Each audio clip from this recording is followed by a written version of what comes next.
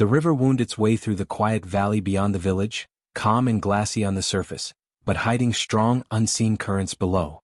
It was late afternoon when James Morgan, a middle-aged villager known for his daily walks along the river path, paused to take in the familiar beauty, birds chirping, the distant low of cattle, the scent of wild mint on the breeze. But that peaceful quiet shattered with a cry for help. Down by the bend, two figures were caught in the river, swept up in its powerful pull. A man and a woman flailed against the current, their screams cutting through the countryside air. Without a moment's hesitation, James tossed aside his cap and scrambled down the muddy bank. He plunged into the cold river, the chill biting his chest like winter steel. For a second, he pushed forward with hope, but the river was far stronger than he remembered, and his limbs stiffened in the icy grip. His boots filled with water, dragging him down. Panic replaced resolve. He wasn't going to make it, not far enough to help, nor back to save himself. Now all three were in danger. From the footpath came the sound of fast steps. Dr. Sarah Chin, a recent addition to the village and known by some as the Mountain Doctor, had seen the commotion on her way back from tending to livestock on the far side of the valley.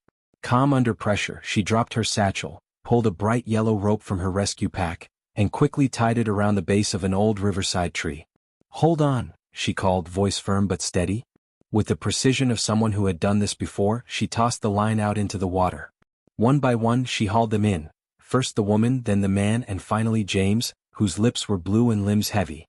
All three lay breathless on the muddy shore, the river rushing behind them as if nothing had happened. "I wanted to help," James gasped, voice thick with guilt. "But I nearly made it worse." Dr. Chin knelt beside him, her face soft but serious, her boots coated in riverbank clay. "Your heart was in the right place," she said gently, "but good intentions aren't enough when lives are at stake. Without the skill, you become one more person who needs saving." James looked away, ashamed. She continued, "It's not selfish to prepare yourself, it's responsible. Strength, knowledge, calm, that's what makes a rescuer. If you go under with the ones you're trying to save, there's no one left to pull them out."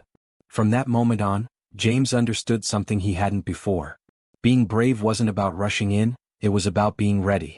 It was about building the strength to act without becoming a burden.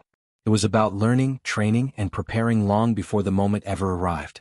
So he began to change.